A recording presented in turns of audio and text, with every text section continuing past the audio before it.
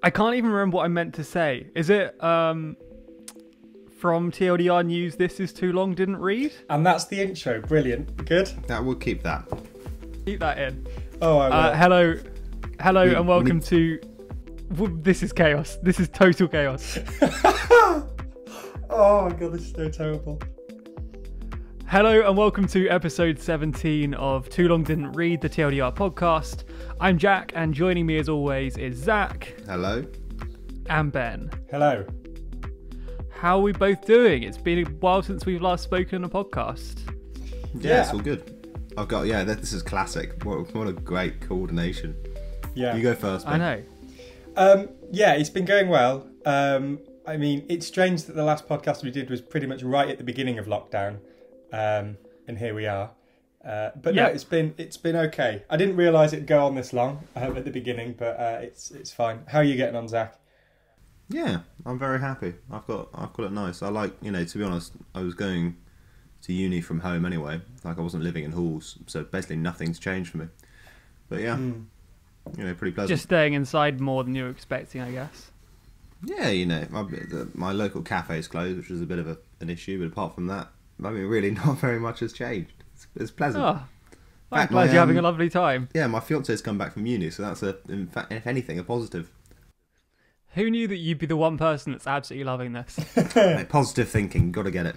Yeah. Anyway. Last time we spoke was the last time a podcast was released was March 24th.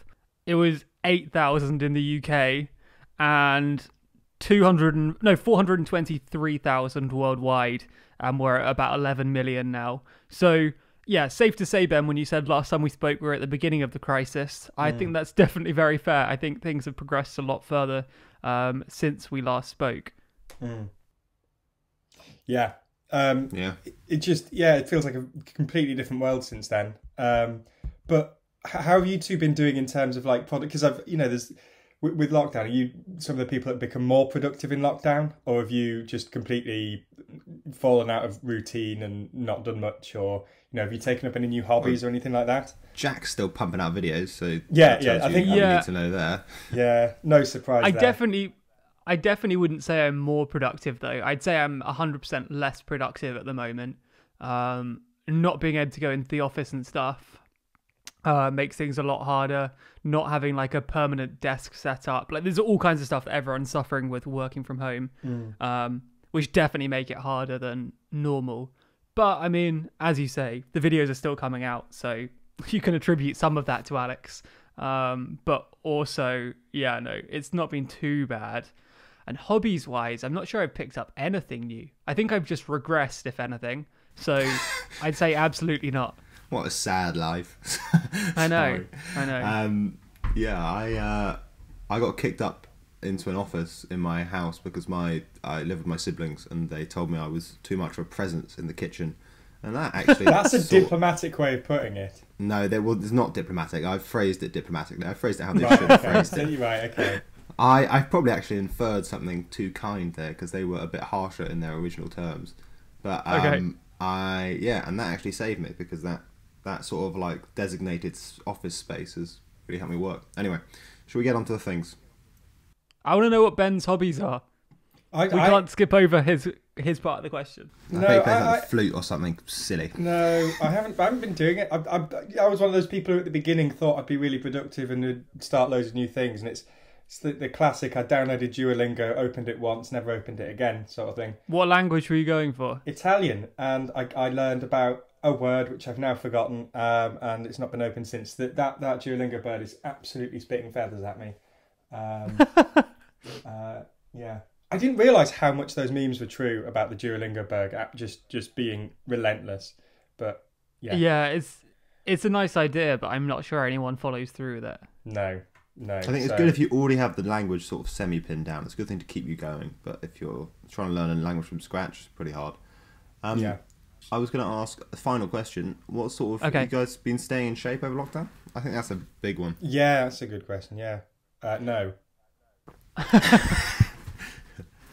Also, not really. I mean, no. I'd say not much worse than before, but certainly on my trajectory to improving myself, the trajectory has stopped. And yeah, I'd say I'm probably eating less just because like when you're at home, it's like you're not constantly walking past Pret and stuff.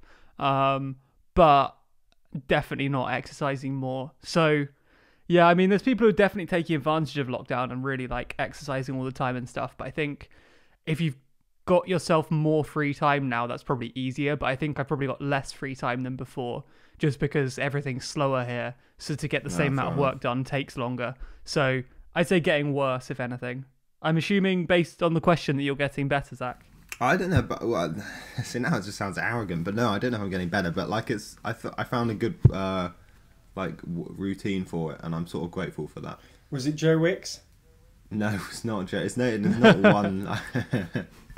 Yeah, that's why my siblings kicked me out of the kitchen. I was doing Joe Wicks in there. Yeah. No, they're trying to make soup, and you're just right in the middle, laptop on the side. Let's move on.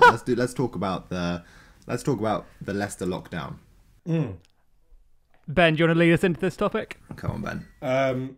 Yeah, I can try. So it's been announced this week that Leicester is going to be it's going to be the first city in the UK that's going into a regional lockdown.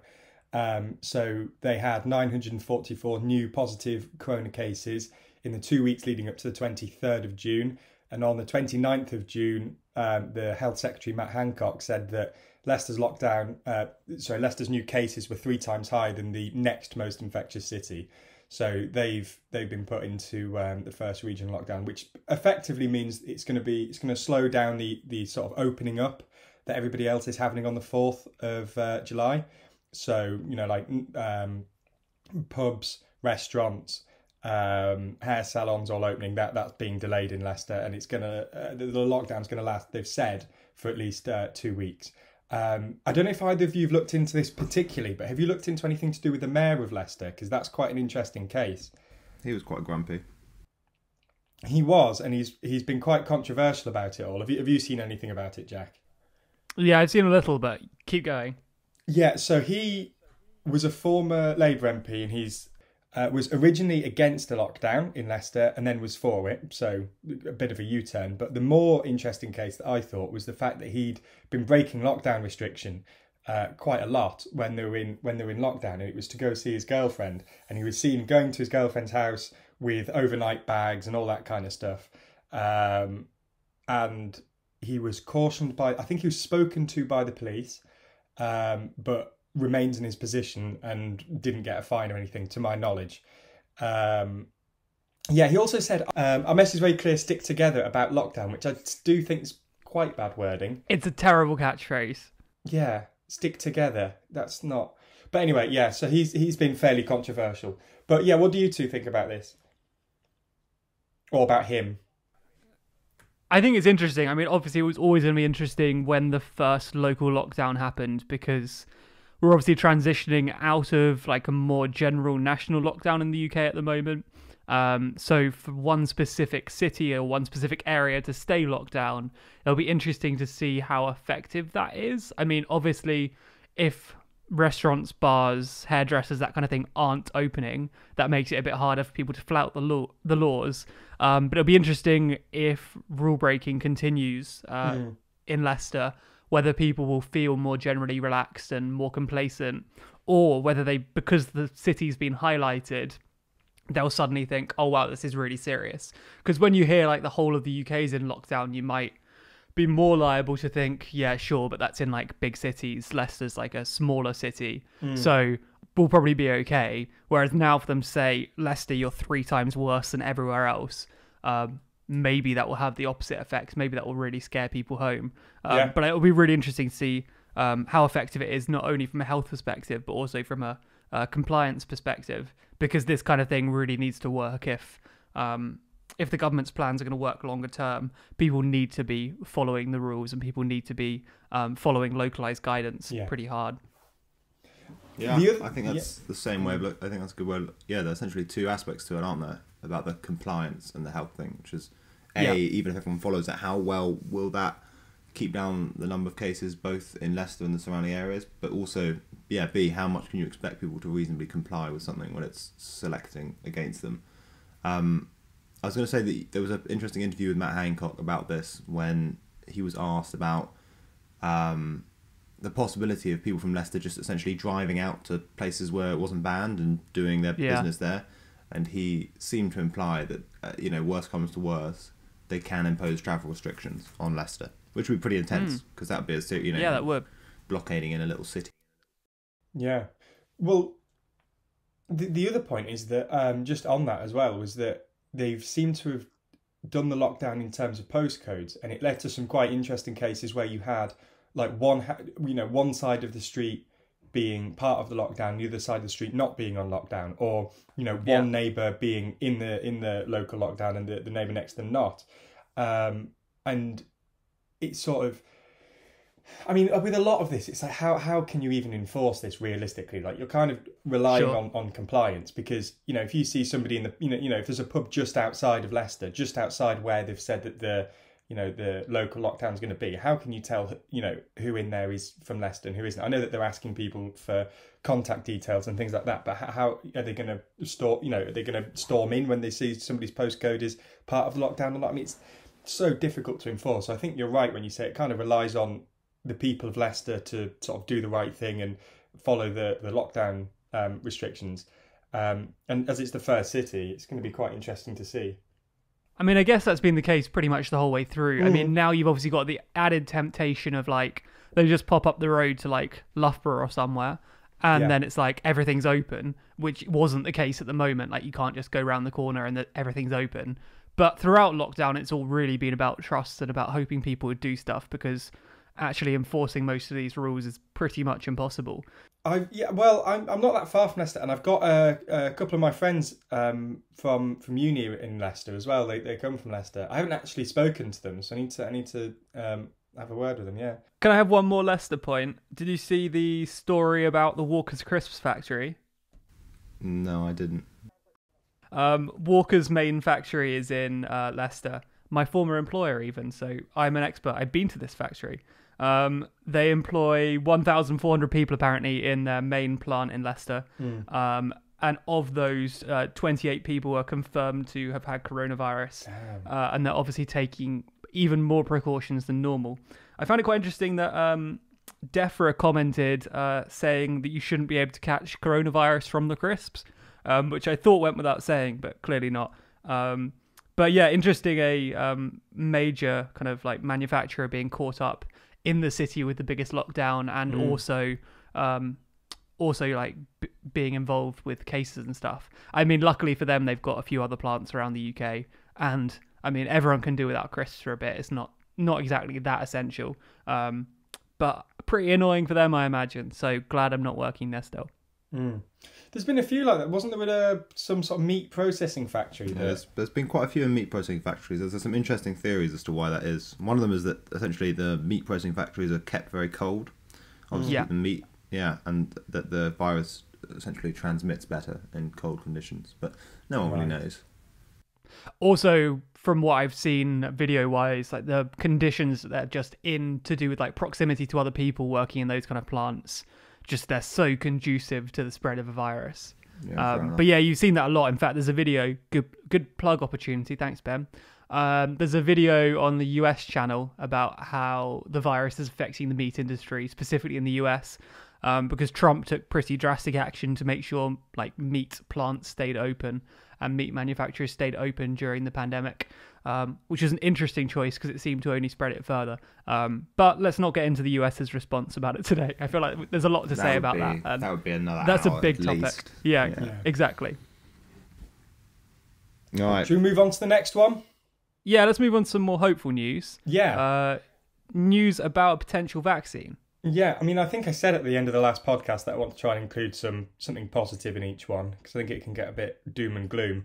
But I don't know, I read this the other day and I thought this was some very positive news, which was that the researchers at Imperial College London have been developing a vaccine, but it differs from the traditional way of making vaccines and how vaccines normally work. So it's what they call a self-amplifying RNA vaccine. And this is just according to the press release from them. It means that the vaccine is made of messenger DNA, which can be customised for an emerging pathogen. And it means the vaccine is injected into a muscle which gets the muscle to produce a protein found on the surface of coronavirus, which would hopefully trigger an immune response. The vaccine will then obviously make copies of itself. But what this means in sort of practicality is that it means that the number of the size of the dose per person is very low, and they've said that apparently a couple of litres could immunise millions of people. Wow! So and because of the way that they're making it, or however they're doing it, they've said that they hope that a vaccine will be available by early 2021.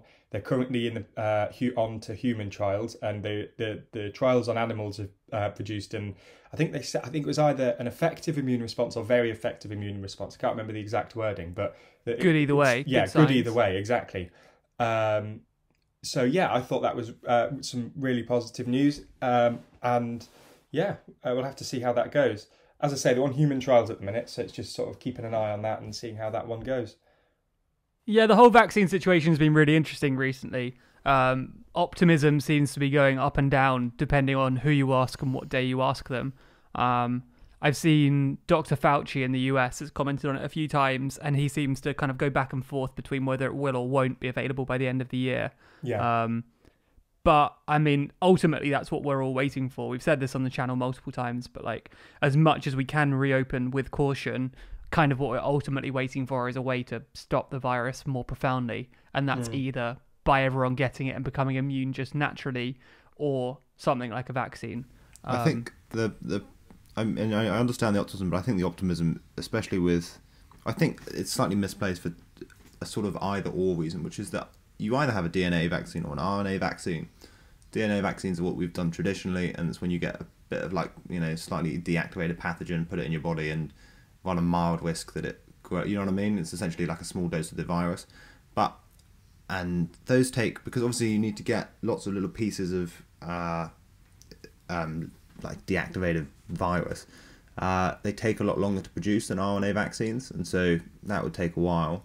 This is from what I've read, but the RNA vaccine, there's one being developed in the US by a company called Moderna, with I think the CDC or someone like that, some government organisation. Yeah, exactly. We did a video on this, didn't we? We did, yeah. Yeah, and yeah, go on. No, I was just going to say a bit of trivia. I think they're based in Washington State, based on the video we made. Just a fun fact. I might be entirely wrong too, but when you said Moderna, that's the first thing I imagined was George Washington's face. It's Boston. Oh well, entirely wrong. Cut that out, Ben. Yeah. No, we'll keep that. We'll keep that in. But the RNA thing, I mean, great. They've proven it works in monkeys, but for most sort of new medical technologies, you need a sort of 12-month trial to demonstrate that there are no lasting side effects, and then it gets approved. And the RNA vaccines are not approved, at least in the US. I don't think in the EU either, which means that you would expect at least quite a long bureaucratic process before we start plugging people full of RNA vaccines. But you'd hope so, at least. Yeah, exactly. Well, yeah, you either take that risk and go, we've got something that's going to solve the pandemic short term, but we don't know what the long-term impacts are, or you do proper clinical trials, in which case we're all definitely going to be waiting until, the earliest 2021, but probably quite a lot later. Yeah, it's super interesting. I think it also kind of plays into the question that we asked in a video a while ago, a video that did pretty poorly, unfortunately, so if you've not seen it already, go and watch it. But the video on how the anti-vax movement and things like that are really growing at the moment, and how just other people not taking the virus at a high enough rate could really affect everyone, and ultimately how kind of vaccine strategies work on the fact that, or they rely on the fact that enough people will get it to prevent further spread for vulnerable groups who can't take the vaccine themselves. And it's something, again, that in the US, Fauci has been saying that he's very concerned that due to the prevalence of the anti-vax movement in the US, he's concerned that not enough people will take it for it to be fully effective. So that'll be really interesting as well, looking at, is this an entirely new vaccine? Are we using new technology we've never used before? Or is it just a new vaccine, like a normal new vaccine? And how that impacts the number of people who are willing to take the vaccine and the risk that people feel like they're putting themselves through. Because obviously that has major implications on the effectiveness of it. You can have the best vaccine in the world, but if no one's willing to take it, it's not a whole lot of use.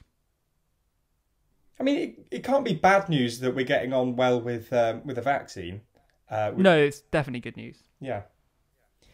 I was just going to say, I feel pretty positive about the UK at the moment. I think, I'm quite optimistic about the political future of the country. I think it's good to finally see some proper political opposition.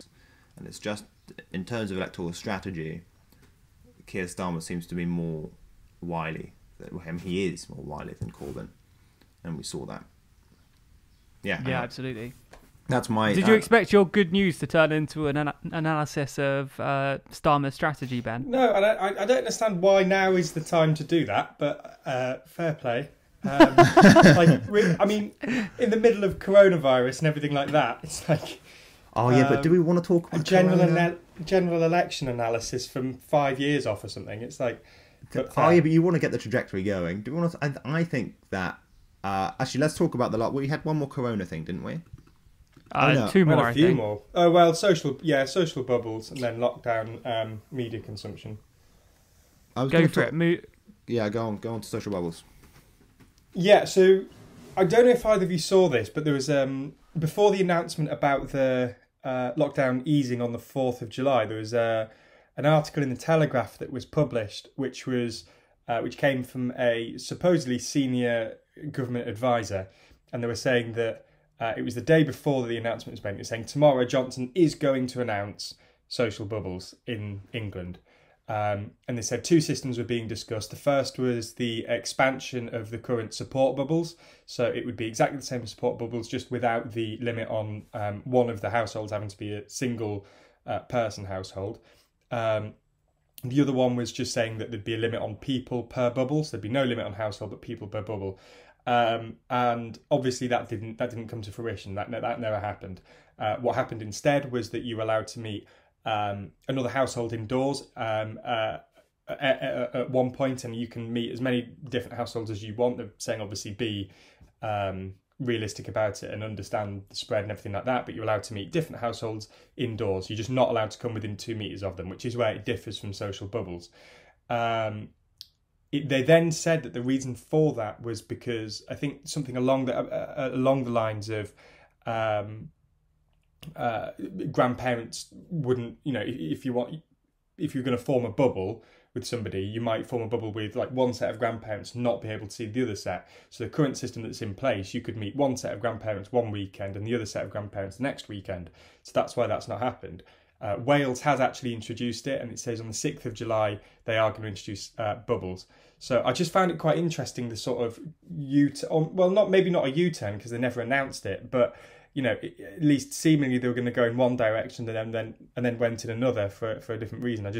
What's your take on that, either of you? Yeah.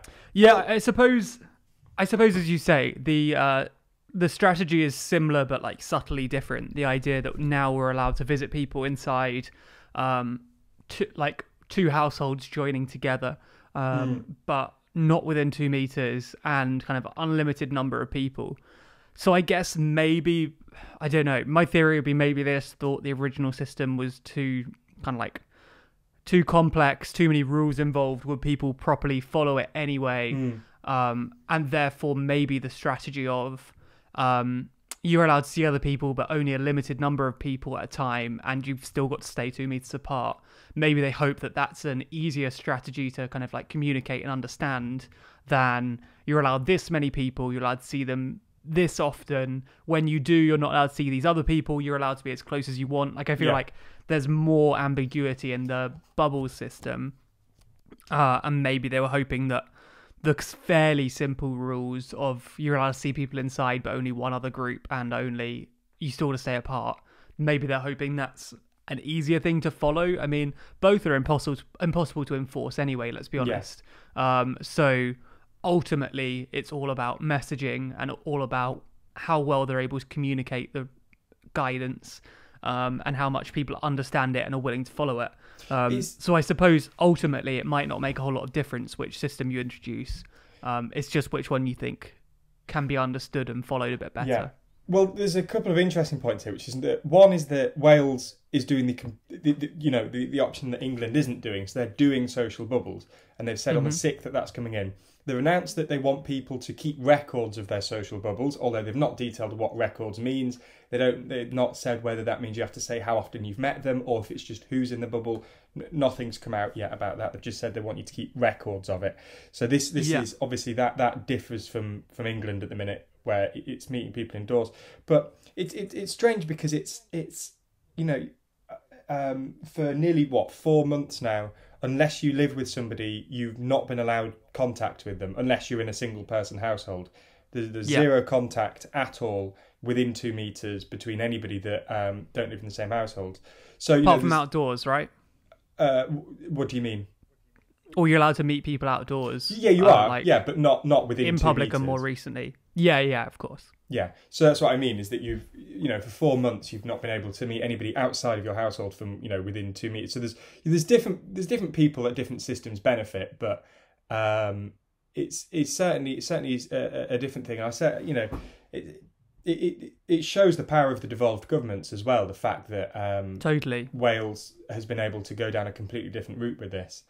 We saw that. Maybe they've got a different precedent on who, because as I say, the two social bubbles benefit, the two ways of doing it benefit two different sets of people. I imagine the bubbling with another household is, for couples, for example, I'd imagine that's more useful and that's more beneficial to them. And maybe if you have got, a larger household all living in one house, that's also more preferable because you can, hug your family members and things like that. Whereas the second one makes more sense if you've got more of an extended family that you want to see indoors. But it's summer. I still don't understand why they've done this at the height of summer. People can meet outdoors still. It's still pretty decent weather. I could understand if we were heading into winter. Yeah, I think you're overestimating how good the weather is, Ben. I mean, we had the heat wave last weekend. Yeah, I know, but I feel like every time I organise one of these things with friends, like meeting in gardens or whatever, it always rains. And then we're sat outside for about 15 minutes in drizzle, and it's we can't go inside, but we're going to have to wait for this cloud to pass. I mean, admittedly, when that happened to us, it did pass pretty quickly, so I can't complain too much. But I mean, I guess also you've got the issue of the current rules say you are allowed to go inside if you're going to the bathroom, but you're not allowed to stay inside. Yeah. So again, there's some kind of ambiguity there. So maybe it's just easier to say, okay, you're allowed to go inside now, and you're also allowed to stay overnight now, aren't you? Too? Yeah, you are. Yeah. As of the 4th, which is a fairly major change. As of Saturday. Yeah. As long as social distancing's being maintained as well.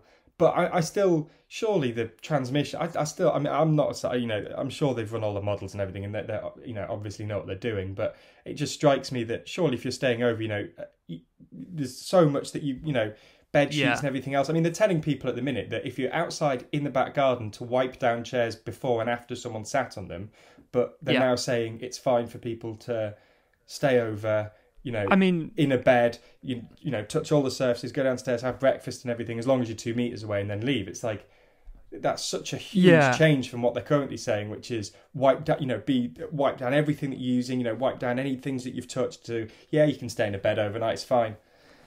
Yeah, I know what you mean. I mean, equally, I'm obviously not a scientist either, but I do struggle to see how that 2 meters is really making a difference when you're coming into such close contact anyway. 2 meters is still not that far, and you're indoors, and you're touching the same things, and all the other stuff you've mentioned, Ben.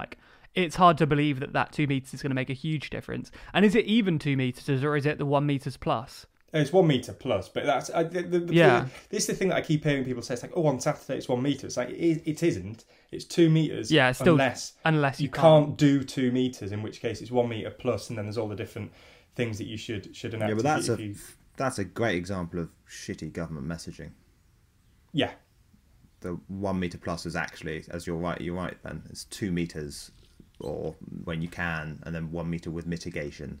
Yes. Which is just not what people are going to hear. Not what people have heard.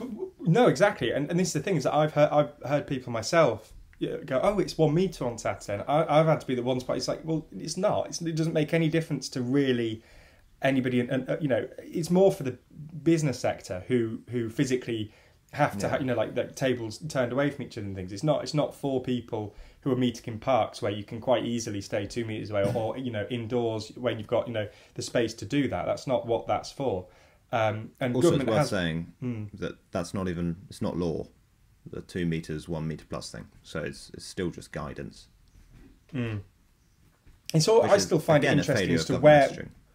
Yeah, I that's the thing, is I still find it interesting where legislation is and where it stops, sort of thing. Because I know that you're not allowed indoors. So I know that it's legislation that you're not allowed indoors at the minute with another household. But it's like I genuinely myself don't know what is and what isn't law. Because Johnson said that on the 4th he was. I mean, correct me if I'm wrong here, but he said that he was taking away some of the legal backing for some of the the guidance at the minute. Am I correct in saying that? I don't know. I didn't see that. I wouldn't want to quote him on that, but possibly. I'll check that before when I'm editing, because I'm fairly sure he said that in the announcement that they'd be reviewing the sort of legislation behind the the guidance at the minute. Yeah. Maybe that's just to do with people indoors, because he used the phrasing, we can't at the minute recommend that you have more than one household indoors at any one point, and that you should be reasonable about it. So maybe he's going to, because at the minute you're not allowed any household, so maybe he's just going to get rid of that legislation entirely, and you can, the government advice is one other household, but it won't be legally enforced that it is only one other household. But again, that's just speculation. I have no idea. I guess we'll see. It's all very interesting. I mean, I'm still shocked. It will also be interesting. Yeah, it will also be interesting as things reopen anyway, as to how many people do return to normal. How many people do start. I mean, obviously shops have been open for a while now, but as other places begin to open, as bars and restaurants and pubs and whatever over the coming days and weeks, it will be interesting how many people are willing to go right back to normal, and how many people are still concerned enough that they won't be willing to. I mean, from just personally walking past shops and stuff that wouldn't have been open until fairly recently. I mean, the shopping centre near me had a huge queue around it the other day, and it's like, okay, I get it. Like, some people need stuff, but like, do all of you really need to be in here? Like, maybe they just want to go back clothes shopping or whatever, and I guess fair enough, they're allowed to. That's the law. But it's super interesting how many people will be willing to do that, and how many people will still be put off by various concerns around the virus. Yeah, I mean, just one other thing which you've just reminded me of now is the whole mask situation as well. And it's enforced on public transport, so you have to wear one when you're on public transport. But I still find it strange. It is, but it equally isn't, because I had to go into the office a couple of weeks ago after the face mask thing was meant to come into force. And honestly, of maybe, I don't know, 50, 100 people I saw on the whole journey, at train stations, on the train itself, everything else, I'd say 10% of people were wearing masks. Like, barely anyone was wearing masks. That's really bad, yeah. Yeah, I mean, maybe I'm being a little pessimistic, but there's no way it was above 20%. Like, definitely the vast majority weren't wearing masks. So you're right that it was enforced, or it's meant to be enforced, it is a rule. But I think that kind of shows that even stuff that is kind of legally in place, technically in place, on, like, I'm guessing private property, the train stations, I'm not entirely sure, but it's certainly a remit which could easily be enforced, or you would think that the train operators would be able to enforce it, certainly on their own trains, but it appears that either they aren't or they're not willing to. But yeah, no, it'll be interesting to see with masks more generally. If we are encouraged to do it more, will there actually be any enforcement? Who knows? I mean, I still find it weird that, I mean, I understand what you're saying, that it's not, although it's enforced, it's not being done very well. But I still find it strange that shops that it's not enforced in shops, because when I go in there, it's quite difficult to remain 2 meters away from absolutely everybody you walk past in the shop. Yeah, you can't. So you'd think that because you're coming within, because I always wear them when I go, because it just seems that like the sensible thing to do. But I mean, you're right. I mean, maybe I'll see one or two other people in the shop wearing one, maybe. But the 90+% don't. But interestingly, for the video we're making that comes out later this week, probably, the vast majority of people say they would be willing to wear a mask in the UK. You see all kinds of clips of people in the US shouting at lawmakers about them, like, going to hell and stuff because they're making people wear masks. But in the UK, it seems that a pretty high percentage of people who were polled said they would be willing to. In fact, I think it's only about 20% that say they might not be, or they definitely wouldn't be. Well, why aren't so they the majority in the of shops, people then? Well, the survey was if the government asked you to. Right. And I guess those people would say, well, the government hasn't said that we should yet. Like, maybe it's been implied, maybe the science says we should. But the survey was for if it was, like, the government said, okay, you need to wear a mask now. According to the survey, at least, and according to self-reporting, a majority of people said that they would be willing to. I thought the guidance was currently that you should, if you're in an enclosed space where you're going to come within 2 meters of people, you should wear a mask. And the example was in supermarkets. Well, maybe this again comes down to dodgy messaging. Maybe that is what's been said, but maybe that's not what's been heard. Maybe there needs to be a clear... Well, like how we started with the whole washing hands, happy birthday thing. Maybe there needs to be an equivalent of that for masks if they expect it to properly take on. Because if they're covering train stations in messaging saying you must wear masks, which they are, and people are still ignoring it, I think you're going to need a pretty heavy-handed strategy if you're going to convince people to do it all the time. Yeah. You're going to have to go now, Jack, aren't you? I am going to have to go now. Are you guys going to continue, or are we done here? I don't mind. I don't mind. I mean... Finish your final topic. Talk about the media stuff without me. Right, what did you say, Zach? Yeah, let's do that. Let's do the media consumption bit. Okay, let's do media consumption, okay.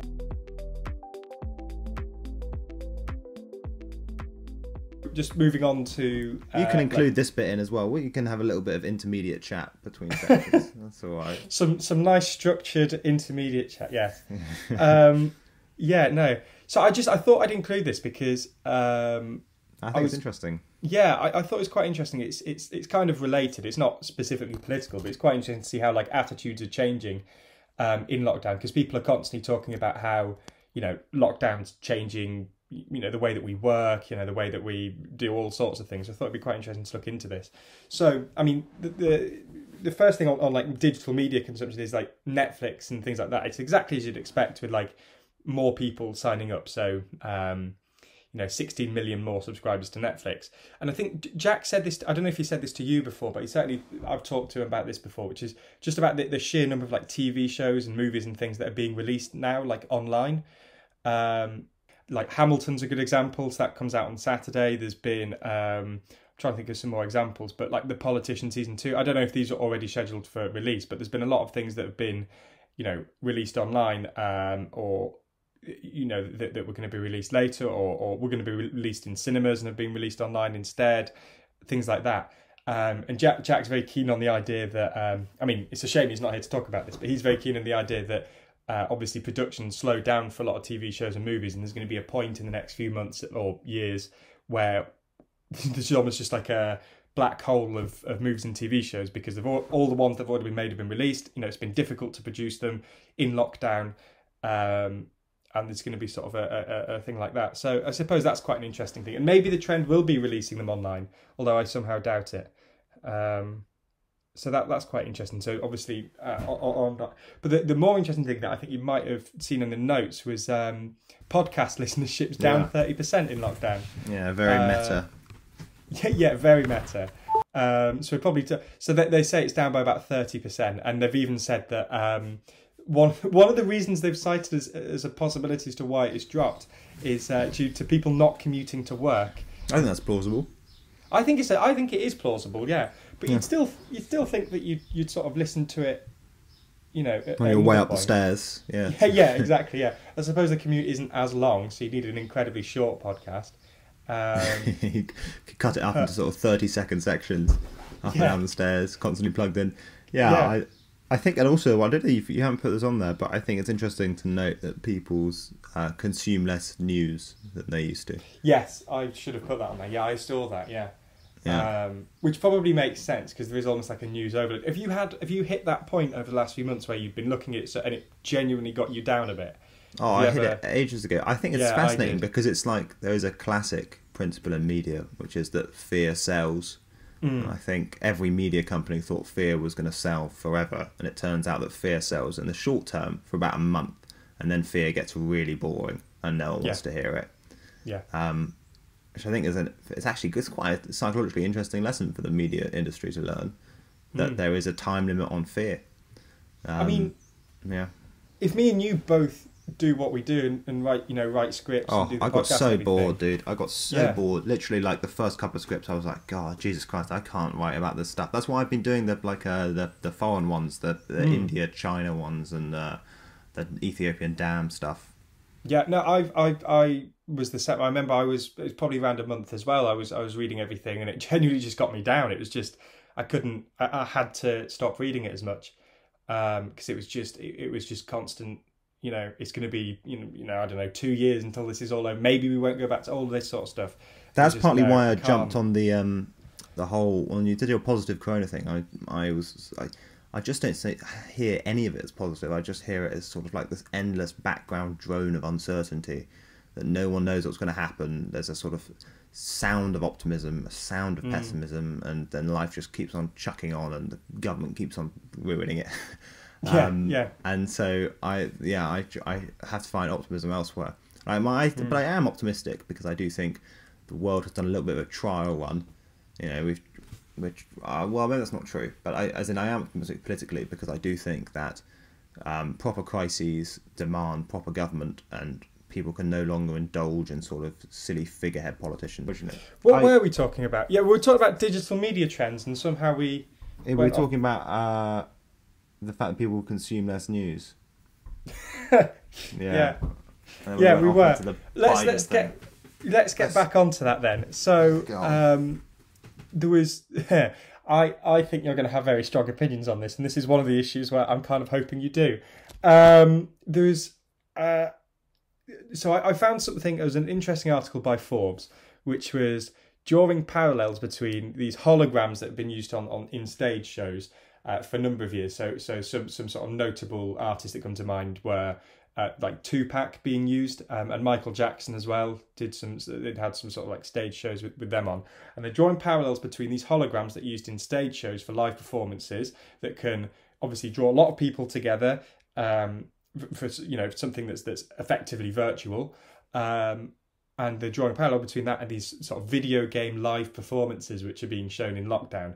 Now, one of the examples of this that they used in the article, one of the main examples that they used, was a performance by Travis Scott on Fortnite. And apparently this broke records for participation in in-game events and reached 12.3 million people. There's also been some concerts in Minecraft as well with some artists, but none of them were as big as Travis Scott is. And there were some like smaller ones. And I was interested to see what you thought about that and what you thought about the whole sort of holding concerts within video games, whether you thought that was actual like... what do you obviously, think? Well, I have a couple of... I don't really know. I can see where they're coming from about the sort of bringing people together and being on the same thing, watching the same thing at the same time. So, I mean, this is maybe a weird contrast to draw, but I've been listening to a podcast recently about HQ Trivia. It's a really good podcast. It's called The Rise and Fall of HQ Trivia. And basically, HQ Trivia, really big sort of live trivia game app. So they make the argument in the podcast that it was supposed to be the future of TV, because TV was originally like a communal event. Everyone would sit around the TV. There was scheduled broadcast. You'd watch it together and talk about it afterwards. With the introduction of streaming services and everything, that was lost for a long time. And the argument about HQ Trivia was it was bringing that back. You'd have a live 3 p.m, 9 p.m. show. You'd answer questions on your phone with the with the person there, and it become an event. And I think maybe that's a similar thing to what's happening with these like live performances, that they're trying to sort of replicate that. We've lost a lot of the community aspect to media consumption. I think you're right. And these in-game events are trying to bring that back. So even though you're not all sat in one big room, because that's not possible at the minute with the pandemic, it's, people can talk about it. You can all agree to log on to this certain game at a certain time and watch these performers do this. There was also, to a lesser extent, there was a live stream. I forget what it was. One World, I think it was called. And they had loads of artists, Lady Gaga, some of the big... I'm trying to think of who else was in it now. You sound so antiquated. Lady Gaga. I know. Those big famous artists. Yeah, I definitely do. There was, I can't remember. There were some others. I get your point. Yeah. So that's my point. It's sort of this sort of like. But the point is that whether you actually think that's legitimate, whether because it's virtual, whether that is people actually being. The implication there is that you think I'm not going to think it's legitimate, but I do actually think it's very legitimate. Yeah, I think that it's I'm not a massive Travis Scott or Fortnite fan, but I think that's still essentially a cultural event. I think it's a legitimate cultural event, and I think it's a shame that often people denigrate video games as somehow less cultural, less culturally legitimate as compared to like an actual concert or a film, or you know what I mean. Video games are still seen in a slightly pejorative light. And I think that you can romanticize video games. I think the idea of a concert in Minecraft's pretty cute. I think that's, you know, fair enough. People get their cultural kicks through that, and that's legitimate. Yeah, well, unfortunately, sorry, I don't have a controversial opinion on that. I'm not going to say something ancient and... No, I mean, I agree with you. I certainly agree with you. I think that there are people who are going to try and sort of denigrate that and say that it's not something legitimate when, you know, especially, I mean, if we're just getting into like video games generally, I think there's some really smart storytelling and things like that in a lot of video games, and I think that a lot of people kind of just write them off. But no, I do agree with you. I think there's certainly, I don't think it's something that's going to particularly continue after the pandemic. But I do think there's something to be said for the sort of, as I say, with the whole HQ trivia podcast I'm listening to, I think there is certainly something to be said about the whole like community aspect to media consumption and that being lost. And I mean, there's things like, have you been using, I mean, I spoke about this in the last podcast, which is, Netflix Party, and there's one now that's BBC Together, which was, it's like an iPlayer version of it. And that's allowing people to watch things at the same time online. So that's possibly another thing that will probably remain after this, at least I hope. So yeah, maybe it is a turning point. Maybe people are trying to go back to the whole like community aspect to media consumption, or maybe it's just for the pandemic. I suppose it's something we'll just have to see afterwards. I think that's one of the upsides of the pandemic. Actually, is the fact that people probably use video games more and more for social/cultural events. I think that's a good thing.